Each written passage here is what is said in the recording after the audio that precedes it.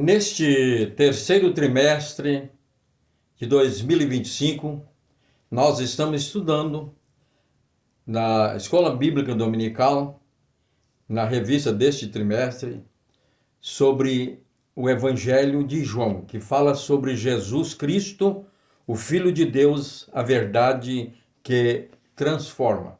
E a lição de hoje falou sobre o Evangelho de João. Nós temos então a revelação ali, na lição 2, sobre as verdades a respeito de Cristo. O Evangelho do Filho de Deus, a revelação da luz ao mundo, né? Muito bem. Eu quero nesta oportunidade destacar dois pontos que são de extrema utilidade, indispensável na prática da vida cristã. Não que eu esteja acrescentando ou enfatizando, reforçando que a missionária Lienay, que foi a professora, ensinou com muita graça, sabedoria e de maneira perfeita a lição.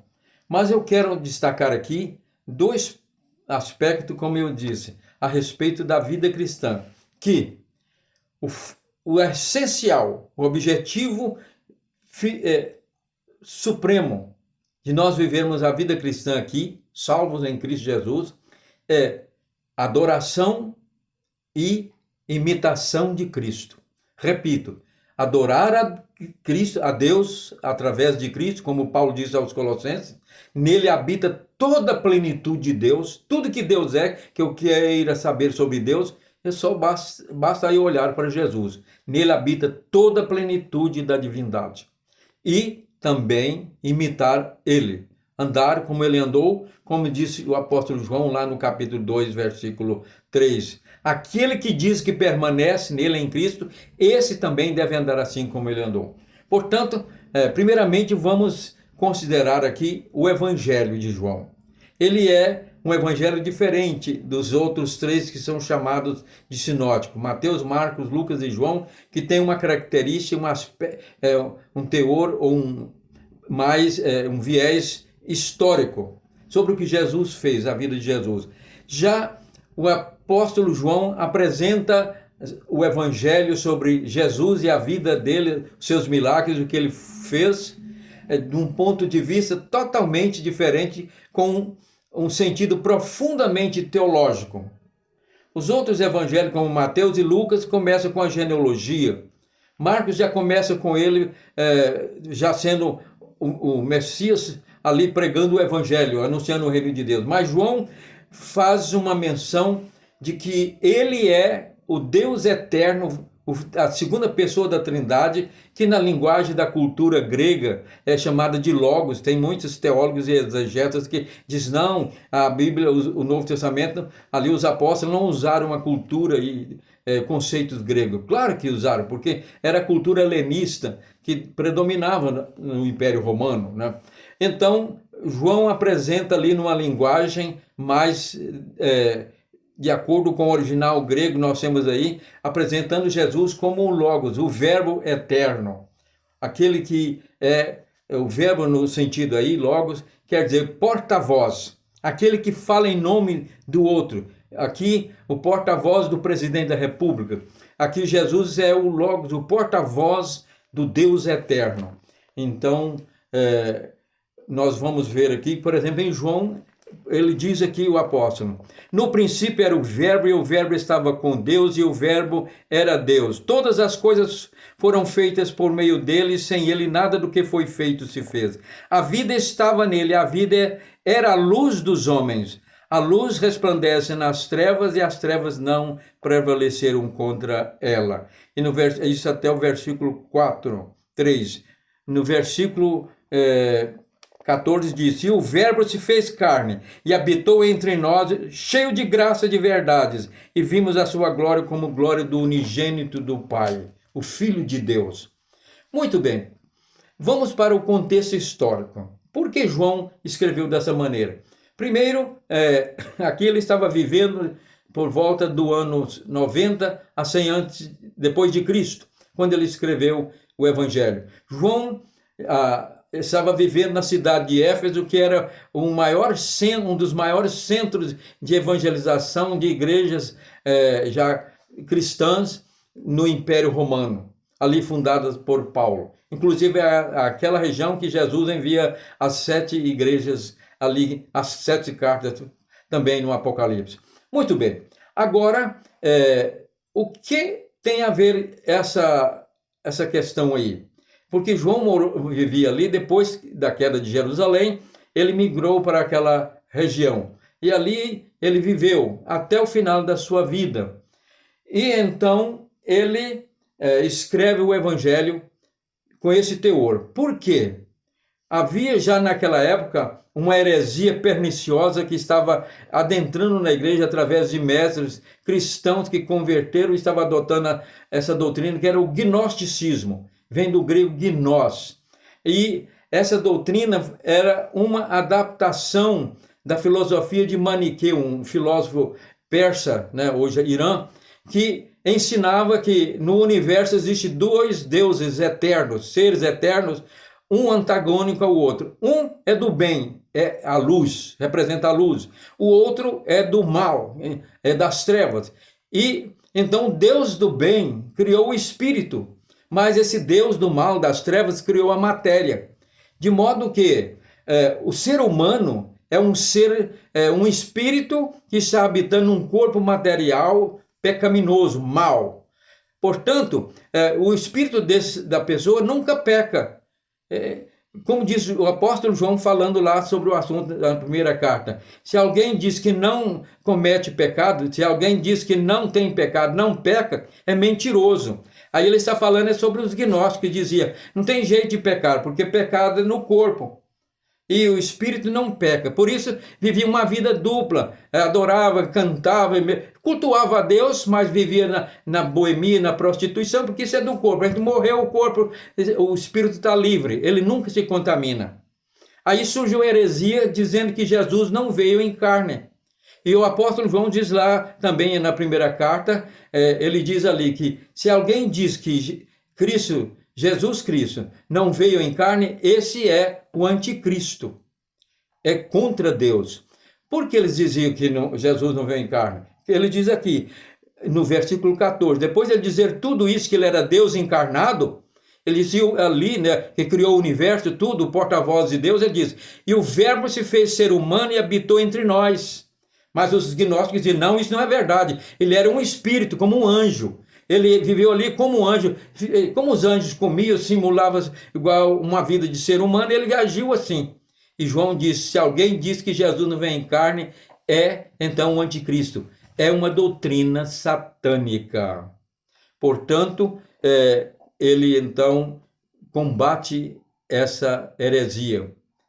E então o que eu quero mostrar do aspecto prático é que Jesus viveu aqui, o Evangelho de João fala dele como Deus, seus milagres, e a essência do Evangelho de João é essa, que Jesus é Deus, Deus feito homem, Deus homem, que viveu 100% como Deus e 100% como homem e não pecou, né?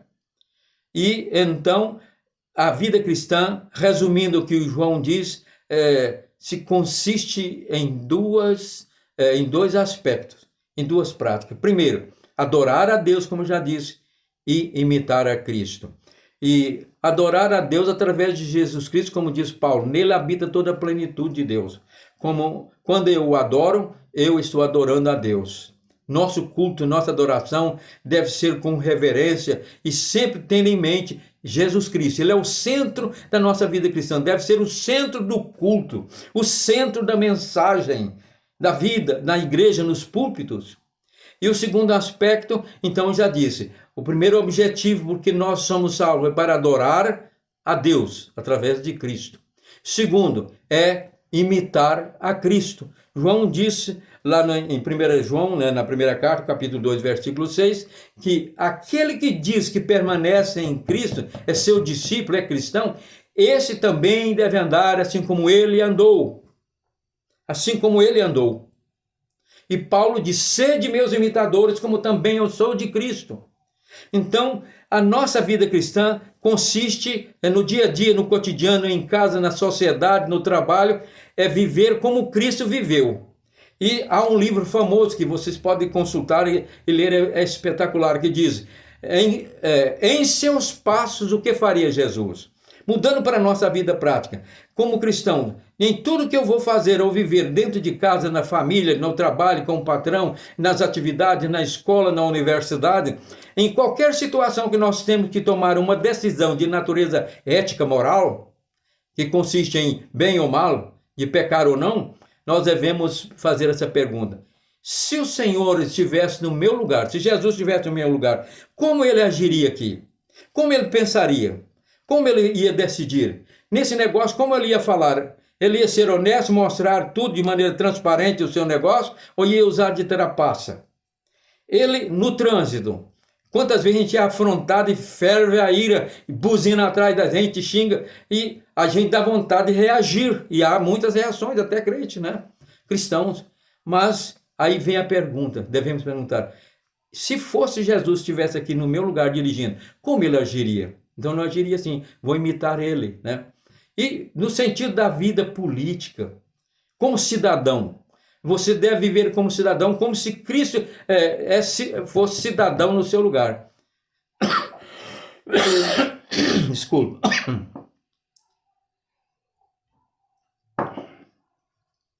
Por exemplo, no dia que você vai votar, pega o seu título e vai para lá a urna votar.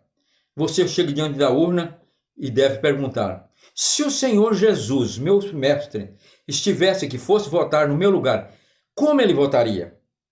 Em que candidato ele votaria? De qual partido ele seria o candidato que ele votaria? Aí você vai pensar: ele votaria num partido, num candidato de um partido que tem toda a ideologia contrária ao que ele ensinou, ao Evangelho, à palavra de Deus? Ele diz: quem não é por mim é contra mim. Quem comigo não ajunta, espalha. Você teria coragem de votar? Não, então eu tenho que votar igual Jesus votou. Não vou votar nesse candidato. Não vou apoiar esse partido, porque aí eu estaria sendo cúmplice e agindo em pecado, contrário à vontade de Deus. Ah, mas isso não representa, depois eu peço perdão, mas perdão sem mudança de vida e atitude, não, Deus não reconhece. E então, no final da vida, você está vivendo uma vida cristã para ir para a perdição. Que isso? Isso é muito radicalismo, não sou eu que estou dizendo, é Jesus quem disse, repito: quem comigo não ajunta, quem não é por mim é contra mim. Quem comigo não ajunta, espalha. E o que acontece? Então, mas eu sou na igreja, sou obreiro, eu tenho atividade, eu tomo a ceia e tal, etc. Estou religioso.